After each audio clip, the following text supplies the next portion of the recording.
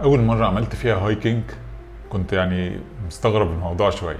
كان المفروض ان احنا يعني الهايكنج ده كان في كاترين، كان بيبقى مجموعه، كنا معايا حوالي 10 اشخاص، ومعانا بقى الجايد بتاعنا اللي هو بيبقى غالبا بيمشي في اول واحد، والناس بقى بتمشي وراه وهي طالعه الجبل.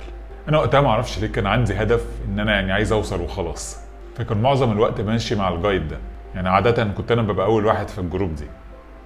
بس بعد فتره قصيره جدا حسيت بتعب كده وارهاق، وما كنتش يعني مستمتع باي حاجه في الموضوع.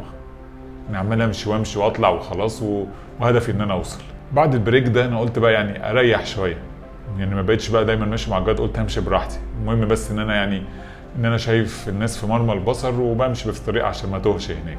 الكلام ده من حوالي 4 سنين، وبالرغم كده الناس اللي اتعرفت عليها لسه معايا لحد دلوقتي، او لسه يعني على علاقه ببعضهم لحد دلوقتي. ابتديت بقى اركز في الطبيعه اللي حواليا.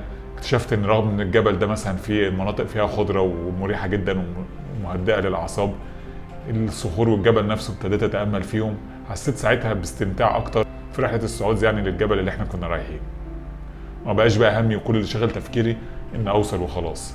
بعد كده فكرت ان المبدأ ده ممكن اطبقه على اي حاجه في حياتي. يعني انا اللي استنتجته من التجربه دي هو ان انا لما امشي خطوات بسيطه وما بقاش مستعجل بقى بمشي بسرعه واجيب اقصى خطوه عندي، ده بيساعدني ان انا استمتع بالرحله، وفي الاخر كده كده بوصل. يعني طبعا في الاخر وصلت في المكان اللي احنا عايزين نوصل فيه. ممكن اكون وصلت متاخر شويه ومش اول واحد، بس وصلت. لكن بالاضافه للوصول فكنت مستمتع بالرحله، وحاسس جات لي افكار والهامات كتيره اثناء الطريق ده. فبدات اطبق الفكره دي في اي حاجه انا عايز اتعلمها. يعني لما بدات في الكتابه وبدات اتعلم ازاي اكتب كتاب، والكتاب يكون يعني ناجح والناس تستفيد منه، بدات خطوه خطوه. بدات الاول اخد كورس بسيط في الموضوع، وبعدين اقرا كتاب بسيط، وبعدين بعد كده بدات اثناء الكتابه نفسها اكتب على مراحل وعلى خطوات بسيطه، لحد ما نجحت ان انا يبقى عندي اكتر من كتاب اتنشر، وكتير من الناس استفادت من الكتب دي.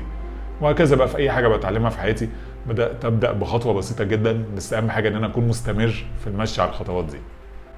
فانت برضو لو عايز تتعلم اي حاجه، فانصحك بشده انك تبدا بخطوه بسيطه.